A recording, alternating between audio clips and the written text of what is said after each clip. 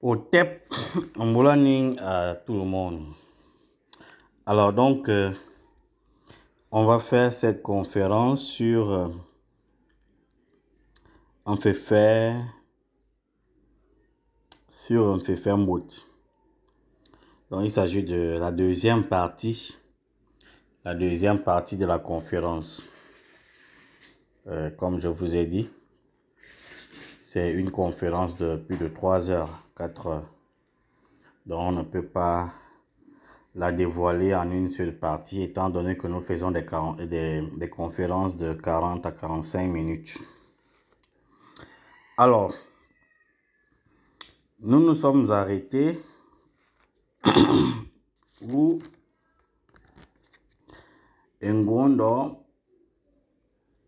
doit convoquer les sages d'Engong au corps de garde pour leur poser la question, 2 questions. Une, pourquoi on est quitté de l'Oba? Deuxième question, les rêves qu'il fait. Quel est le rapport des rêves qu'il fait? Et pourquoi son chemin semble bloqué? Donc, les réponses à ces questions ne se retrouvent pas dans l'Onvet, notamment sur le récit que Tiletoundon raconte. C'est-à-dire les réponses ne sont pas dans la suite de ce récit. Par contre, il faut aller chercher des réponses dans d'autres récits et dans d'autres sources référentielles pour répondre à ces questions. Il faut donc aller faire une vaste culture d'information. Alors, donc, Ngondo, tout comme Zemodan, il se retrouve bloqué sur le chemin.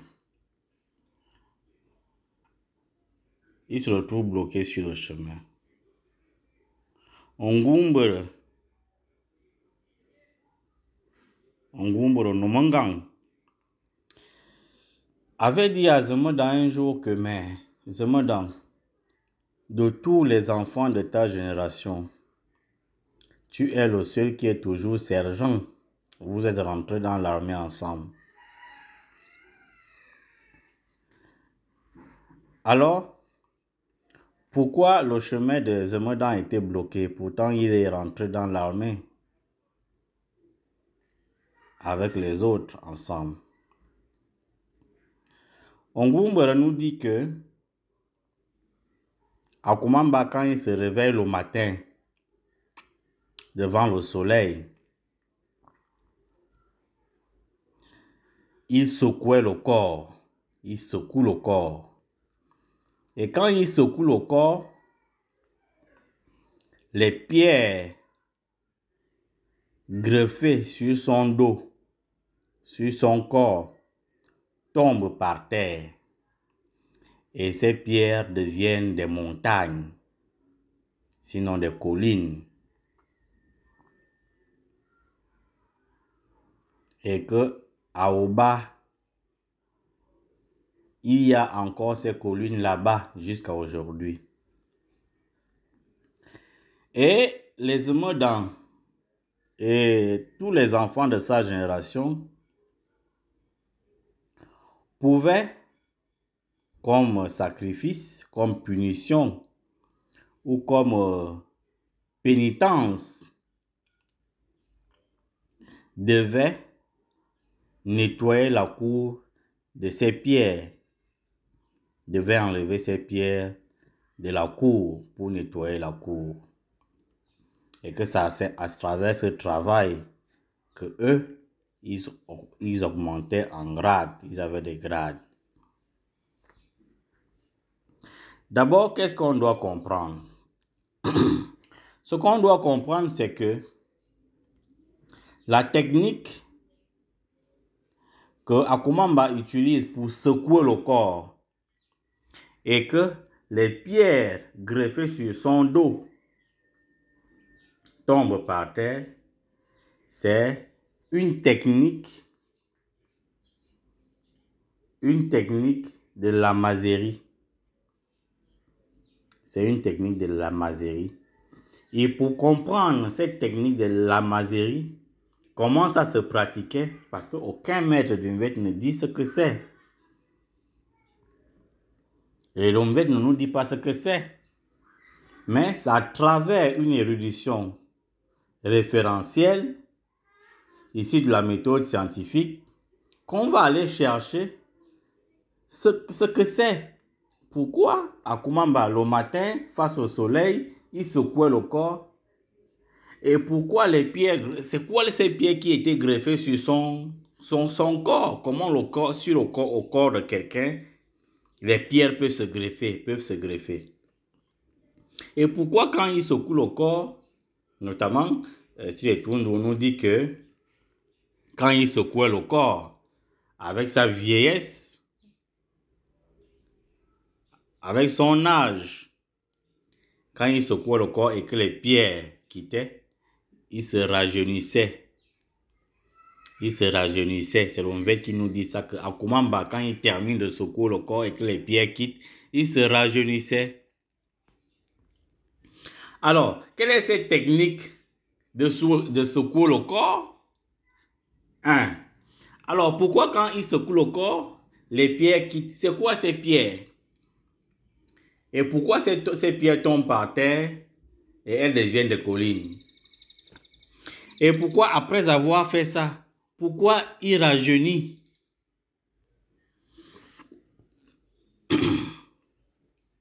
Alors, pour expliquer ce qui est derrière ça, on va aller chercher chez les Tibétains. Les Tibétains pratiquent une sorte d'exercice devant le soleil.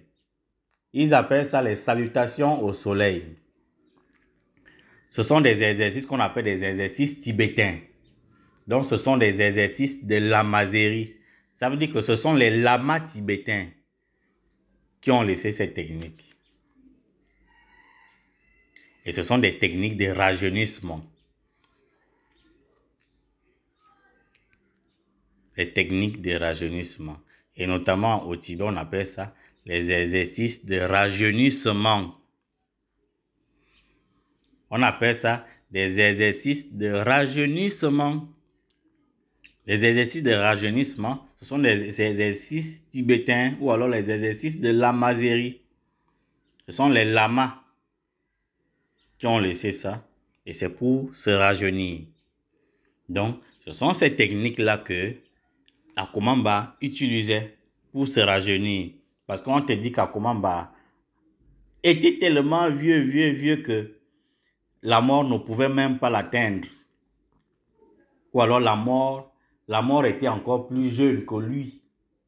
Et donc la mort ne l'atteignait même plus.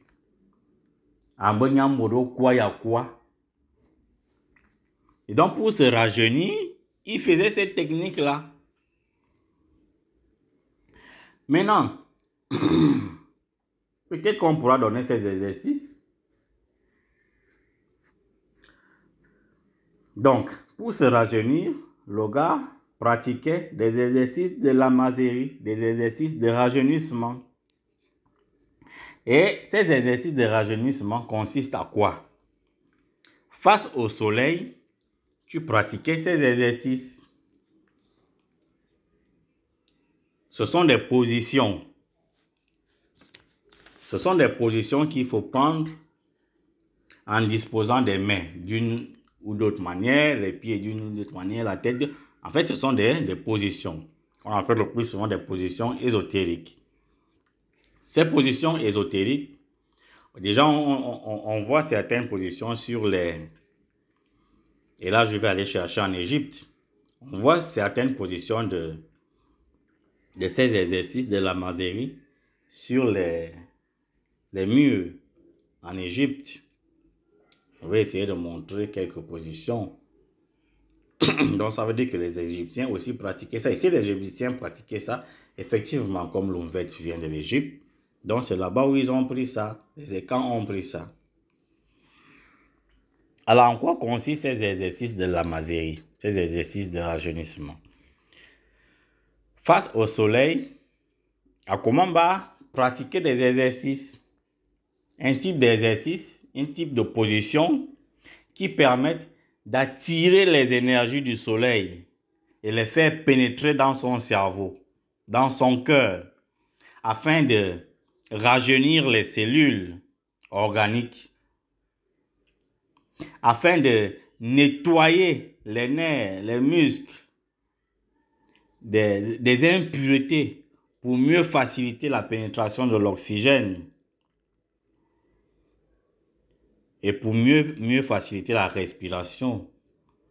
En fait, il s'agit de rajeunir le corps, de rajeunir les cellules et donc de purifier l'organisme des cellules qui sont déjà mortes. En fait, il s'agit de chasser les impuretés à l'intérieur de nous. Et ce sont ces impuretés-là que, quand le soleil, les énergies solaires, le rayonnement solaire pénètre en nous, ça chasse ces impuretés qui sont à l'intérieur de nous. Ce sont ces impuretés à zona,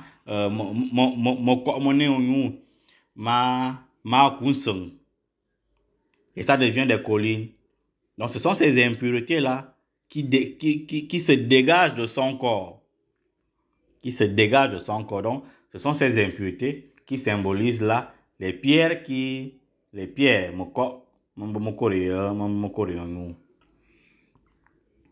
et donc, ça chasse les impuretés, mais ça laisse aussi en toi de la pureté. Donc, les exercices on appelle ça également les exercices de guérison. Ce sont des techniques de l'auto-guérison aussi. Pour soigner n'importe quel type de maladie.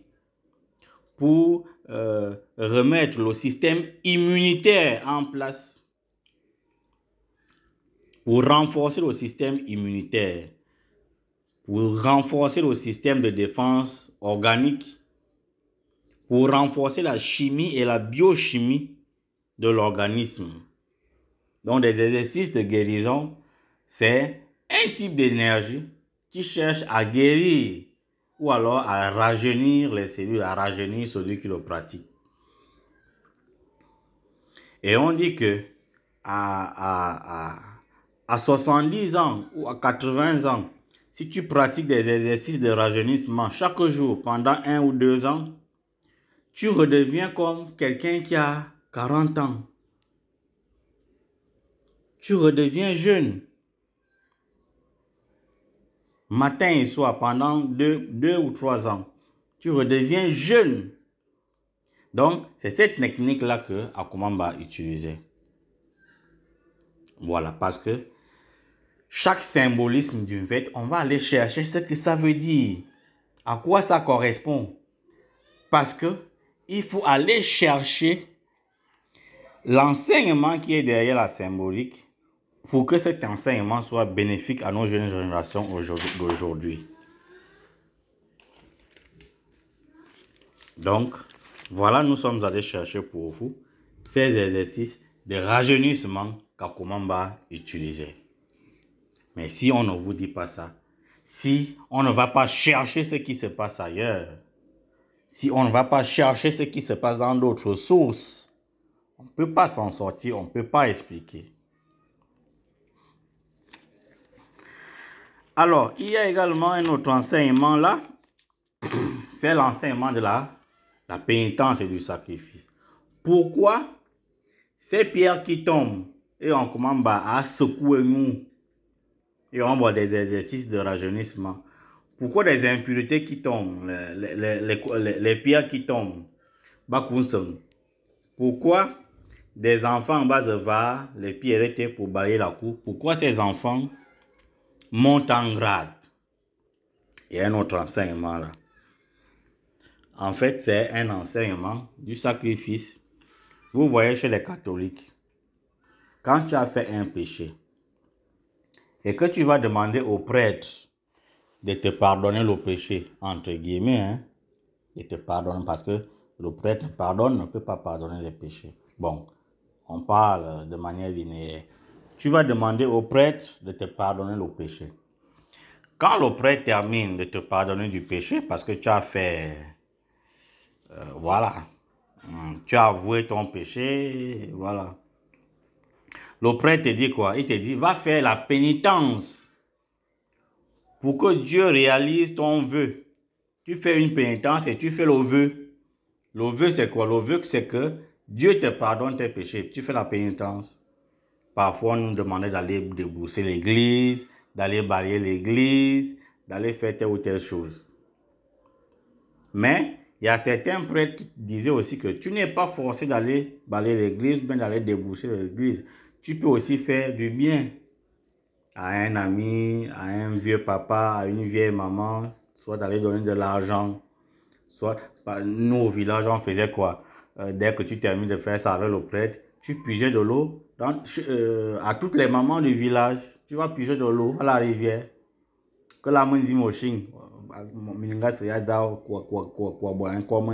Ou bien ça, c'est la pénitence. C'est ce que nous, on nous enseigne. Moi, j'ai fait catholique jusqu'à la confirmation. Donc, je connais ces choses. Donc, et on se met avec ses amis, ses frères, Bakbava, les pierres qui tombent sur la commamba, qui tombent sur la cour, et on Bakbava la piété. Va monter en grade. Pourquoi? Parce que c'est une forme de pénitence. On appelle ça dans la spiritualité les pénitences volontaires. C'est-à-dire tu t'engages à faire une œuvre utile devant Dieu tout en faisant un souhait. Et dans ma bova dit, la pénitence que j'accomplis là, la souffrance que j'ai, parce que c'est une souffrance d'accomplir un acte qui est contraire à ta volonté. Parce que l'ego ne veut pas que tu poses des actes qui sont bien, des actes qui vont le forcer à mourir. Parce que le but ici, c'est quoi? Le but ici, c'est de forcer ton corps à faire quelque chose qui est contraire à l'ego. Parce que ce que tu cherches à faire, pourquoi il monte en grade? Il monte en grade parce que c'est quand tu tues l'ego que tu montes en grade. Tu ne tues pas l'ego, tu ne montes pas en grade.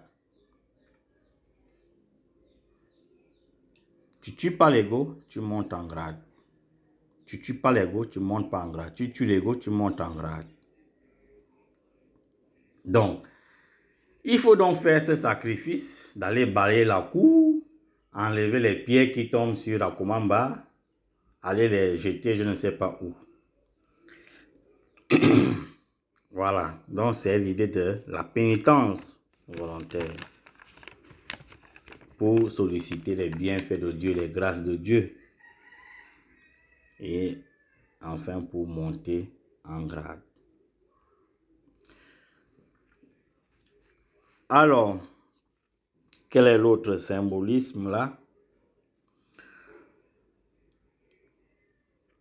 Il y a aussi le symbolisme de la dot qui peut être accompagné par le même sacrifice. Ongumbere onomangang. Il dit à Zemodang il dit à Zemodang que parce que Zemodang était bloqué. Zemodang était bloqué du fait que sa mère n'avait pas été dotée convenablement ou complètement. Qu'il y avait une partie de la dot que son père devait verser. Et donc, il se retrouve bloqué sur le chemin initiatique. Et que Zemodang est allé chez son père prendre sa mère, aller la garder chez lui. Et c'est de là que son père est venu terminer la dot de sa mère. Et l'histoire, le récit nous dit aussi que c'est le père de sa mère dont Akumamba a hérité le nom. Qu'est-ce que ça veut dire tout ça là? Nous avons déjà expliqué dans certaines conférences que l'être humain à l'intérieur de chacun de nous, nous avons des parents divins. Nous avons des parents divins. Nous avons une mère divine. Nous avons un père divin. Et nous avons le Fils qui symbolise le Christ en chacun de nous. Donc à l'intérieur de nous, dans notre anatomie occulte mystique, chacun a un père divin, une mère divine et le Fils qui symbolise le Christ. C'est le Père divin, notre Père divin, que les Égyptiens ont appelé Osiris. C'est notre Mère divine, que les Égyptiens ont appelé Isis. C'est le Fils qui symbolise le Christ en nous, que les Égyptiens ont appelé Horus. Et chacun de nous, chaque être humain a ses parents humains à l'intérieur de nous. Quand Jésus priait, il disait mon Père. Il priait son Père divin. Il ne priait pas un Dieu qui est au ciel, qui je ne sais pas quoi. Non. Il prie son Père divin quand il dit mon Père, toi qui es aux cieux. Il s'agit de son Père. Et donc quand on dit mon Père qui est aux cieux, il ne s'agit pas de Dieu qui est au ciel là-bas. Non, il s'agit de Dieu qui est à l'intérieur de toi. Donc, quand tu as un problème dans la vie, c'est ton Père qui est à l'intérieur de toi, que les Égyptiens ont appelé Osiris. C'est lui que tu appelles dans ta chambre. Voilà pourquoi Jésus disait que vous n'avez pas besoin de tous ces artifices. Rentre dans ta chambre, dans ta propre chambre, et ferme ta propre chambre, et prie ton Père qui est au ciel. Ta propre chambre, c'est quoi? C'est un symbole, hein? Quand Jésus dit rentre dans ta propre chambre et prie ton Père, ça veut dire quoi? Sa propre chambre, c'est à l'intérieur de chacun de nous, à l'intérieur de toi-même. Rentre à l'intérieur de toi-même. Prie ton Dieu, ton Père divin qui est à l'intérieur de toi-même, ici et maintenant. Il va t'écouter. Il sait que son fils est en train de parler avec lui. Il t'écoute. Si tu es un fils digne, qui mérite sa prière, ton être, ton Dieu va te répondre. On appelle ça son être. Les philosophies appellent ça l'être. L'être est à l'intérieur de toi. Mon être, il est à l'intérieur de moi. Mon Père divin, il est à l'intérieur de moi. Ma Mère divine, elle est à l'intérieur de moi. Le Fils qui symbolise le Christ, il est à l'intérieur de moi. Donc quand je rentre dans ma chambre, j'appelle mon Père divin et il vient.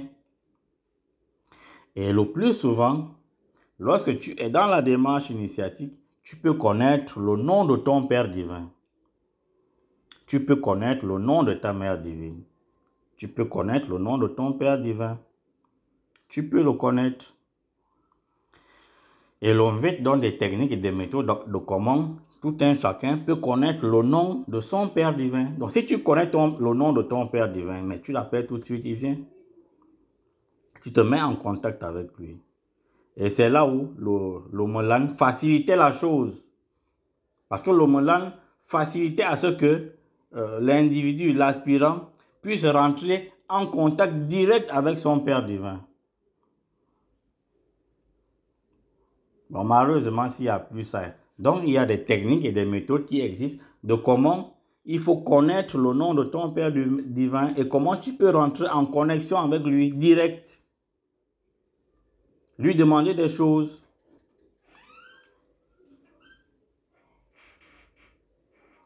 Donc, c'est cela. Alors, donc, la mère des Zemmodan, qu'on n'avait pas doté, qu'on n'avait pas terminé de doter, c'était juste que il y avait, la dette symbolise quoi? La dette symbolise le dharma. Le dharma, c'est un mot sanskrit qui a été repris par les bouddhistes. Le dharma, ça veut dire le bien à la tonne que tu fais pour mériter quelque chose. Tout comme il existe le karma, c'est le mal que tu hérites quand tu fais du mal aux autres. Donc, quand tu fais du mal aux autres, quand tu te comportes mal dans la vie, tu hérites du karma. C'est-à-dire, des actes négatifs que tu poses ont des conséquences dans ta vie. De la même manière avec le dharma, si tu poses des actes positifs, tu as en retour le dharma. Le dharma, c'est quoi? Le dharma, ça veut dire que chez Anubis, que les Égyptiens ont appelé Anubis, mais qui symbolise Ngumbre dans l'Umvek. Et voilà pourquoi vous allez remarquer que tous à Engon, quand ils voulaient monter en grade, quand ils avaient besoin du dharma, ils partaient voir Ngumbre. Voilà pourquoi on appelle Onomangang. Onomangang, on ne va pas traduire ce que ça veut dire, parce que ce n'est pas l'objet de la conférence. Pourquoi on l'appelle Onomangang? Ça, c'est une autre partie de la conférence qu'on peut voir. Mais ils partaient toujours voir Ngumbre. Donc, c'est Ngumbre qui symbolise Anubis. Ça veut dire que quand tu poses des actes positifs dans la vie, tu as le retour positif d'Anubis. C'est-à-dire que chez Anubis, chez Ngumbre, tu as ce qu'on appelle là-bas la monnaie cosmique. La monnaie cosmique, ça veut dire le dharma. Plus tu fais des actes, tu poses des actes positifs dans la vie, plus tu augmentes ta monnaie cosmique. En fait, Ngumbre ou bien Anubis, eux, ils ont, si tu veux, une caisse, une banque que tu cotises. C'est comme une épargne. Donc, quand tu poses un acte positif, cet acte positif a une valeur monétaire qu'on peut appeler une valeur dharmique. Voilà. Qui tombe dans ta caisse d'épargne là-bas. Et plus tu poses des actes négatifs, tu as également ton compte là-bas. On t'enlève ce que tu as déjà cotisé là-bas. Bref, parlons seulement du dharma, donc de la monnaie cosmique. Donc, la dot que le père de Zemudan n'a pas intégralement versée et qui bloque maintenant Zemudan, il s'agit maintenant de la monnaie cosmique qu'on appelle le dharma. Il faut donc qu'il paye pour qu'elle libère sa mère divine. Pourquoi on est bloqué? Parce que dès que tu termines de libérer ta mère divine, en fait, la mère divine, c'est une partie de l'âme. C'est une partie de l'âme, une partie de l'âme. Donc, voilà pourquoi on a dit que l'ego a emprisonné notre âme. Donc, pour libérer la mère divine, qui est une partie de l'âme, tu dois payer en monnaie cosmique. Si tu ne payes pas en monnaie cosmique, tu dois payer par des bonnes actions que tu vas poser, par le travail que tu fais. Parce que même pour éliminer l'ego qui a emprisonné l'âme, et donc qui a emprisonné une partie de ta mère divine, tu dois payer. Tu dois payer, c'est ce qu'on appelle la monnaie cosmique. Et tu obtiens la monnaie cosmique quand tu poses des actes positifs dans la société. Tu ne poses pas des actes positifs dans la société, tu n'as pas la monnaie cosmique, donc tu n'as pas le dharma. Et donc ça va être difficile pour toi de désintégrer l'ego, de sauver ton âme, de sauver ta mère divine. Parce que c'est la première étape de la démarche initiatique. La première étape de la démarche initiatique, c'est de délivrer ta mère divine qui est emprisonnée par l'ego. C'est de délivrer cette partie de l'âme qui est emprisonnée par l'ego. Tu ne libères pas ta mère divine, tu ne libères pas cette partie de l'âme, tu es bloqué du chemin. Et voilà pourquoi Ngondor, tout comme Zemudan, ils étaient bloqués sur le chemin. Zemudan est bloqué sur le chemin, pourquoi? Il est bloqué au niveau de sergent, parce qu'il est sergent. Il est bloqué parce qu'il n'arrive pas à libérer une partie de son âme qu'on appelle la mère divine, Isis, sa mère. Et donc, voyez-vous que quand son père allait terminer de doter sa mère a été libérée. Donc, ça veut dire que Zemodang a libéré une partie de son âme qui était emprisonnée l'ego. Et quand on paye, quand tu as la monnaie cosmique que tu peux payer, alors l'ego qui emprisonne la partie de la mère divine se désintègre. Ça meurt. Et une partie de ta mère divine est libérée. Donc ta mère divine est libérée. La deuxième étape, ce sera de libérer le Fils. La troisième étape, ce sera même de libérer le Père lui-même. Une fois que tu as libéré la mère divine, tu as libéré le Fils qui est le Christ en nous. Donc quand tu libères le Fils qui est le Christ en nous, c'est là où on incarne le Christ. Et c'est ce que Jésus a fait. Le Bouddha aussi l'a fait. Tu incarnes le Christ. Maintenant, la dernière étape, c'est de libérer le Père qui est Osiris. Dès que tu le libères, tu te connectes maintenant à Dieu. Donc, la démarche initiatique est en 3 étapes. La première étape, c'est de libérer la mère divine. Deuxième étape, libérer le Christ, le Fils. Troisième étape, libérer le Père Osiris. Et donc, toutes ces parties-là, ce sont les parties de l'âme. Donc, en fait, une fois que tu as libéré ces 3 parties-là, tu as libéré l'âme. L'âme devient libre. L'âme n'est plus sous l'emprise de l'ego. L'âme n'est plus en prison. Et donc, on dit que quelqu'un s'est auto-réalisé. Quelqu'un est arrivé à l'illumination. Voilà. L'Onvet est magnifique parce que si tu as la connaissance, les clés et les codes, tu peux expliquer n'importe quelle symbolique qui se retrouve dans l'Onvet et tirer l'enseignement. Et tirer l'enseignement qui est caché derrière.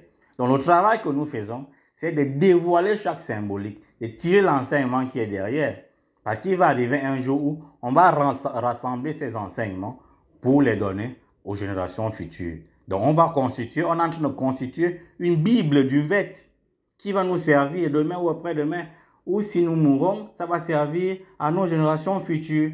Quand ils vont écouter l'Onvet, ils vont les lire, ils vont dire que tel ou tel symbole, ça veut dire telle ou telle chose. S'ils veulent pratiquer ça sur eux-mêmes, comme les hommes dans les Ngondo se sont mis sur la démarche initiatique, eux, ils peuvent se mettre. Ils peuvent se mettre. Aujourd'hui, qui peut dire que je vais me mettre sur la démarche initiatique, tout comme les hommes dans les Ngondo, les jeunes de Ngo ont fait? Certainement, beaucoup seront réticents. Alors on se dit, l'Onvet, ça nous sert seulement pour écouter. Oh non, je suis fan, quand j'écoute l'Onvet, c'est ma culture. Oui, mais ça ne se limite pas par là. Une fois des enseignements seront codifiés, il faut maintenant passer à la deuxième étape. C'est de les enseigner. Tout comme on enseigne le bouddhisme chez les Chinois, le taoïsme, le confucianisme, on enseigne chez les Chinois. Tout comme on enseigne dans l'université de Yale, on enseigne des préceptes de la franc-maçonnerie. On doit pouvoir enseigner l'Onvet dans nos écoles. Quand tu gagnes le concours de l'ENA, avant de sortir, on doit pouvoir te donner des clés et des techniques de toutes les symbolismes du Onvet. Parce que ça veut dire quoi? Ça veut dire que l'Onvet, c'est une connaissance totale qui peut beaucoup aider au management, aux directeurs d'entreprise, aux employés. Parce que c'est une connaissance de soi qui participe du comportement managérial de nos entreprises, de nos gouvernances. Pour moi, aujourd'hui, tu ne peux pas être député ou nommé ou être ministre si tu n'as pas des enseignements du Onvet. Parce que comment tu fais pour vivre? Comment tu fais pour te comporter dans la société? Comment tu fais pour être en harmonie avec toi-même, en harmonie avec les autres, en harmonie avec l'enseignement? Ces enseignements ne sont pas enseignés. On te donne des cours de comptabilité à l'école, on pense que ça suffit. Ça ne suffit pas. Au Gabon, en Afrique, on sort de l'école avec un master, mais on ne connaît rien sur soi-même. On ne connaît rien sur l'environnement, on ne connaît rien sur les autres. On ne connaît rien sur le comportement. Donc, ce que nous faisons, c'est ça. C'est-à-dire qu'on doit aller chercher dans l'Onvet des enseignements. Donc, voyez-vous, on a expliqué le symbole de la dot. Le symbole de la dot, aller doter sa mère, ça veut dire aller payer la monnaie cosmique pour libérer une partie de ta mère, une partie de ton âme, que symbolise ta mère divine. C'est ce que ça veut dire. C'est ce que ça veut dire. Et pour avoir la monnaie cosmique, il faut poser des actes positifs dans la société. Il faut faire du bien aux autres. Il ne faut pas faire du mal. Donc vous voyez-vous que l'Onvet ne permettait pas le mal. Parce que pour grandir, pour évoluer, pour monter en grade, il fallait faire du bien. Tu fais du bien, tu as la monnaie cosmique. Et si tu as la monnaie cosmique, tu es à même d'aller payer Anubis, d'aller payer Ongumbre pour qu'il te donne quelque chose pour libérer une partie de ton âme. Voilà. Voyez-vous que Zemodan l'a fait. Ongumbre l'a aidé. Et Ngondo aussi l'a fait. Voyez-vous, il y a... Bon, on va arriver à cette partie après. Alors, quel est l'autre symbolique qu'il fallait interpréter? Alors, on nous dit qu'on a envoyé... Akumamba a envoyé Ngondo à l'école de Dieu. Et que Ngondo était le premier d'Ngon à aller apprendre les choses de chez Dieu. Et qu'il était meilleur parmi les anges. Qu'est-ce que ça veut dire? Bon, on va pas s'attarder sur cette symbolique. Bien sûr qu'elle a une valeur, mais on va interpréter cette symbolique plus tard. Mais ce qu'il faut, c'est que à un moment donné, des enseignements qu'on reçoit dans le monde physique ne suffisent pas. Les enseignements qu'on reçoit dans le monde physique ne suffisent pas. Voilà pourquoi je dis souvent aux gens, allez lire Cheikh Anta Diop, allez lire Emmanuel Kant, allez lire Covey, allez lire tel ou tel pour aller chercher la vérité, ça ne suffit pas. Voyez-vous, Descartes, à un moment donné, il avait dit que ce qu'il avait appris dans le monde physique était insuffisant. Il fallait maintenant aller étudier dans le grand livre de la nature. Et c'est pas... tous les grands chercheurs du monde sont passés par là. Einstein lui-même, il a dit qu'il a découvert ces théorèmes-là après voilà. Donc, il faut aller lire dans le grand livre de la nature pour confronter la vérité, pour augmenter ses connaissances, pour monter en grade. Parce que si tu n'as pas la connaissance, si tu n'as pas la connaissance supérieure sur telle ou telle technique, telle ou telle méthode, tu peux te retrouver bloqué sur le chemin. Donc, Akumamba envoie Ngondo chez Dieu pour aller apprendre des nouvelles techniques, des nouvelles méthodes, une nouvelle connaissance. Et à l'envoyer chez Dieu, ça veut dire quoi? Ça veut dire l'envoyer dans les mondes supérieurs pour aller apprendre là-bas. Donc, les seules sources documentaires ne suffisent plus, notamment dans la méthode hypothético-déductive de Gaston Bachelard, qui consiste à aller chercher dans les sources documentaires physiques l'information pour justifier une vérité. Ça ne suffit pas. Voyez-vous, l'OMVEC ne se limite pas à la recherche documentaire pour étaler une vérité, pour démontrer la véracité d'une information. Donc, il faut maintenant avoir des techniques et des méthodes de sortie du monde physique pour aller apprendre dans les mondes supérieurs. Et ramener les informations de là-bas, c'est ce que nous sommes en train de faire. Parce que si on ne le fait pas, les sources documentaires ne suffisent plus. Il faut aller chercher chez Dieu, il faut aller chercher dans les mondes invisibles, il faut aller chercher dans les mondes supérieurs l'information pour venir donner ça dans le monde physique. C'est à peu près ce que ça veut dire. Alors, c'est quoi l'autre symbole? Et on te dit même que Ngondo, il est sorti majeur, hein, majeur. Quand il est arrivé à Ngo, il est sorti majeur, il était majeur devant les anges. Donc, parce que quand il part là-bas, il a déjà, ça veut dire que quand il part là-bas, il a déjà le minimum requis dans le monde physique. Parce que quand il part là-bas, Ngondo, il était quoi? Peut-être il devait être sergent ou colonel, je ne sais pas quoi. Parce que quand il revient là-bas, c'est là où il est devenu général. Alors, l'autre symbolisme, c'est quoi? Bon, il y a une grande symbolisme que je voulais expliquer, mais on ne va pas s'appesantir sur ça. Quand Ngwondo va voir un Omangang, il dit à Omangang que Zamadan, ou Ngwondo, je ne sais plus, parce que dans le récit et tout, bon, attends,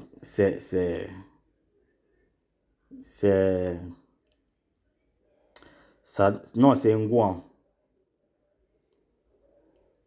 Ça doit être Ngwan. Oui, c'est Ngwan, c'est Ngwan. Donc, quand il va voir Ngoumbere, il dit à Ngoumbere que, ah, là où tu me vois là, je suis bloqué. Je suis allé voir mon père à comment. Il ne veut pas me donner les techniques. Il ne veut pas me donner les techniques. C'est là où Ngoumbere lui dit que, ah, mais vous les enfants d'ici, dès que je vais te dire quelque chose, tu vas aller dire que, oh non, c'est un Omangan qui m'a donné. La même chose s'est fait avec Zemodan. Il est venu me voir ici, il était sergent. Je lui ai donné des petits trucs. Après, il allait dire que c'est Ngoumbere. Ouais, vous, Ngoumbere ici, c'est comme celui qui aide. Et celui qui aide, on l'appelle le plus souvent, c'est celui qui représente la loi. Donc, Anibis. Ça veut dire que sans ton aide, sans son aide, tu n'évolues pas, tu n'as rien. Et c'est comme ça que on Omangang abanya imbalena Olongbo. C'est bon, tu sais, on Omangang. C'est un sage, il est d'une dimension planétaire, incontestée. Donc, il ne peut pas donner, il ne peut plus, parce qu'avant, il donnait comme ça, mais il ne peut plus donner des techniques et des méthodes comme ça aux enfants. Donc, ayant un Ngwondo allons au long, au longbo. Au long, c'est. Donc, c'est à travers ton au long, et il y a une manière à délivrer les codes et les techniques. Donc, si un Ngwondo lui-même, il ne comprend pas ce que ça veut dire au long, il n'aura rien. Donc, Ngwondo a des techniques et des méthodes parce qu'il est bloqué et que Akuma ne veut pas lui donner. C'est comme ça que Ngwondo commence à chanter au longbo. C'est il est tout le monde qui sait chanter ça. Moi, je suis vraiment un piètre chanteur. Donc, ça traverse ton longbo qui lui donne une parole magique de pouvoir pour monter en grade. Et cette parole magique de pouvoir, on ne va pas,